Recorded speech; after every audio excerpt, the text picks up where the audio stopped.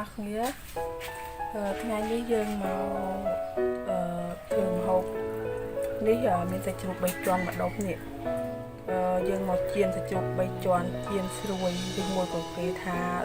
ដូចជាធ្វើសាច់ខ្វៃដោយខ្លួនឯងតែម្ដងនេះបន្តិចសាច់ជ្រូក3ជាន់8ខាំនេះគ្រឿងប្រឡាក់មានដូចជាគ្រឿងការីទេសមួយផ្លែខ្ទឹមក្រហមនិងខ្ទឹមសតែឥឡូវយើងប្រឡាក់សាច់ជ្រូកទាំងអស់គ្នាម្ដង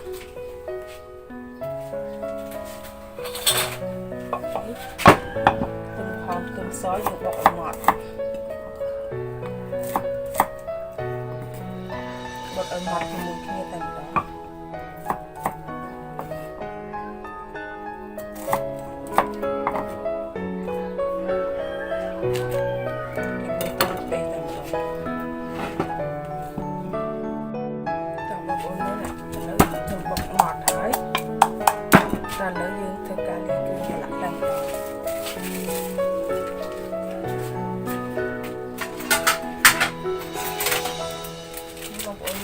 ឲ្យគ្រឿងការីមួយស្លាបព្រាកាហ្វេនេះគ្រឿងការីមួយស្លាបព្រាកាហ្វេហើយគ្រឿងវាចូលគ្នាតែម្ដង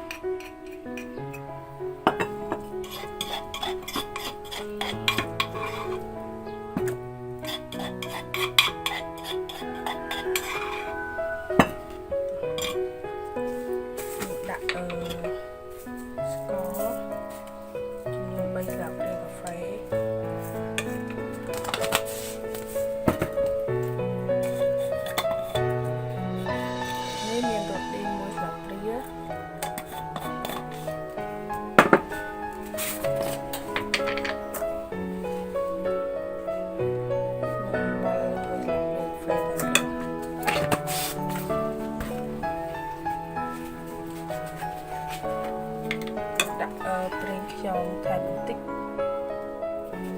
ប្រហែលជាមួយស្លាបព្រាដែរតាមនេះយើងសាច់ជ្រូកយើងចង់វាចូលគ្រឿងលឿនឥឡូវយើងហាន់វាតែម្ដងហាន់វាអញ្ចឹងទ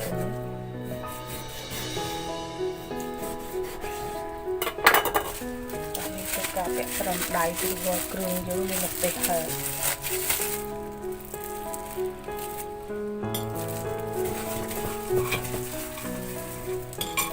យើងលាយវាសព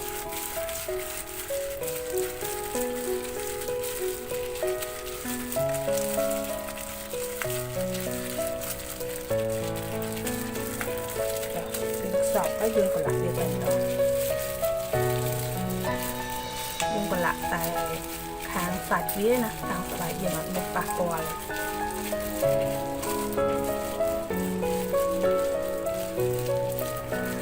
គឺការប្រឡាក់វាសក់មួយឈ្មោះគ្រឿងការីមែនតើ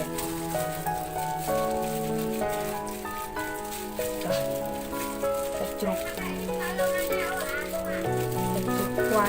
ដោយខ្លួនឯងមើលតើវាមានរសជាតិយ៉ាងណាដែរតោះឥឡូវយើងប្រឡាក់ហើយយើងទុកចំនួនមួយកន្លះម៉ោងយើងវិលមកធ្វើបន្តទៀតឥឡូវយើងប្រឡាក់មកប្រឡាក់វាកន្លះម៉ោងឲ្យវាចូលជាតិសិន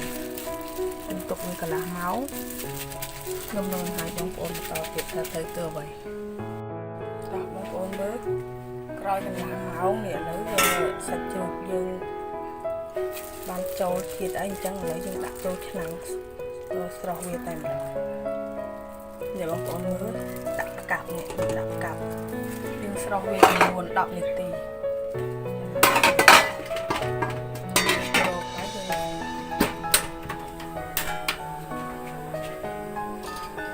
យើងស្រស់វាចំនួន10នាទីដល់ហើយយើងដាក់វាទុកមួយសិនចាំបងប្អូនមើ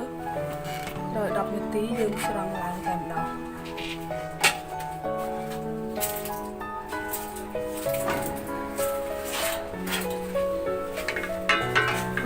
ស្រង់វាដាក់ច្រែក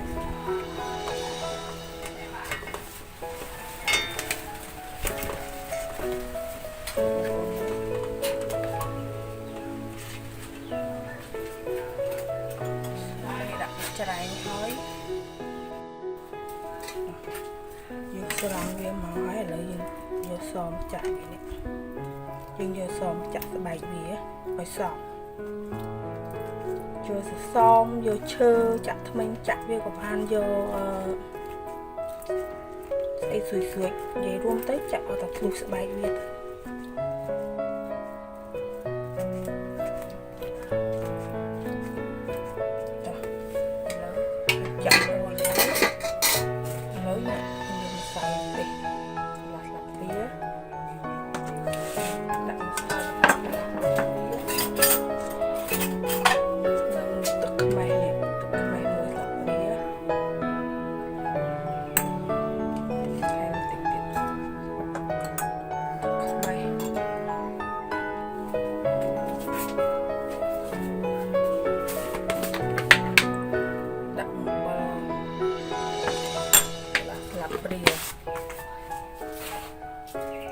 បងប្អូនមើលនេះជាទឹកខ្មេះលាយជាមួយនឹងម្ទេសម្សៅម្ទេសនិងអំបិលមួយស្លាបព្រាកាហ្វេតែឥឡូវយើងធ្វើការលាបឡើងស្បែកជ្រូកហ្នឹងតែម្ដងទឹកខ្មេះហ្នឹងយើងដើម្បីឲ្យវាស្រួយស្បែក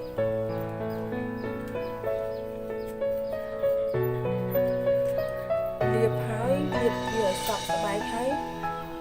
យើង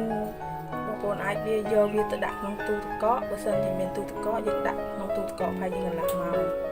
បើសិនជាយើងអត់មានទូទឹកកកទេយើងអាចដាក់ហាលថ្ងៃហាលខ្យល់អីបើតើស្ងួតទៅយើងអាចយកមកបំពងបានតែឥឡូវខ្ញុំយកទៅទុកហាលខ្យល់មួយកន្លះម៉ោងដើម្បីឲ្យវាស្ងួតចាំយើងមកបំពងទាំងអស់គ្នាបងមើលឥឡូវសាច់ជ្រូកយើងស្ងួតហើយឥឡូវយើងដាក់ខ្ទះដាក់ខ្លាញ់បំពងតែម្ដងបងប្អូនខ្ញុំចាក់ខ្លាញ់ចូលខ្ញុំប្រើខ្លាញ់ច្រើនបន្តិច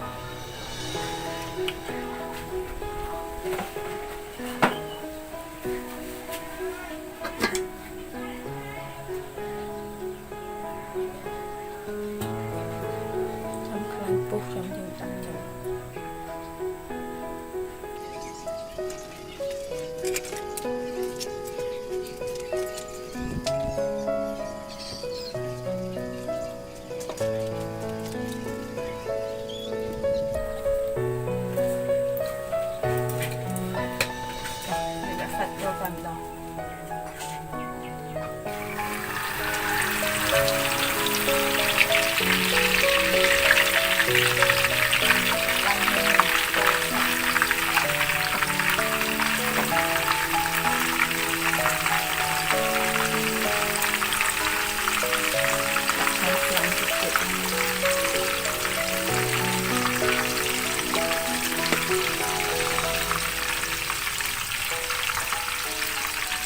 យើងដាក់បំពងវានឹង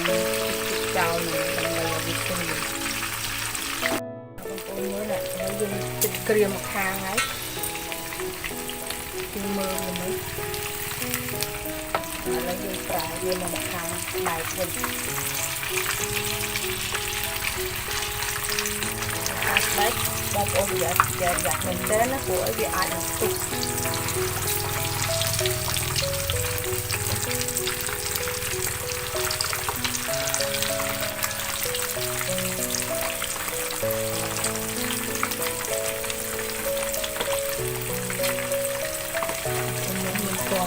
ខាងនេះទៅ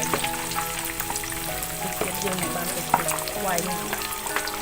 ហើយយើងទុកចោលសិនទៅឲ្យស្បែកវាអាចនឹងពុះមើលស្បែកខាងស្បែកក៏បាត់ស្បែកក៏ខំហើយដែរបងប្អូនមើលណាដល់យើងស្រង់ឡើងទៅដល់យើងទៅ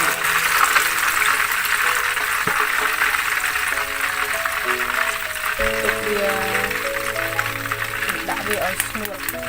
ខ្លាញ់ចាំយើងធ្វើការហាញញ៉ាំតែម្ដងបងប្អូនអ្នកស្បែកវាស្រួលមែនតើដូចយើងទិញសាច់ជ្រូកស្បៃនៅផ្សារទៅបងប្អូន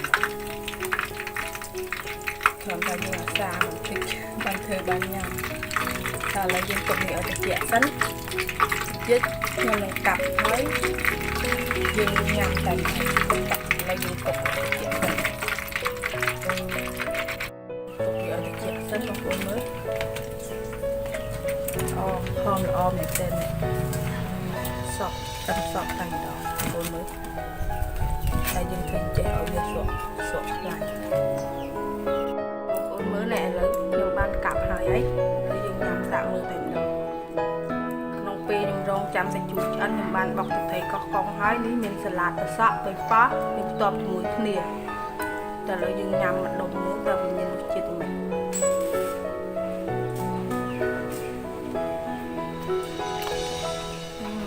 ជួយឆ្ងាញ់តែម្ដងបងតោះសាក់ធ្វើញ៉ាំទាំងអស់គ្នាត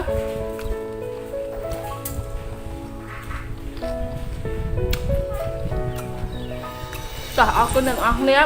បាយបាយជួបគ្នាក្នុងវីដេអូក្រោយទៀតចា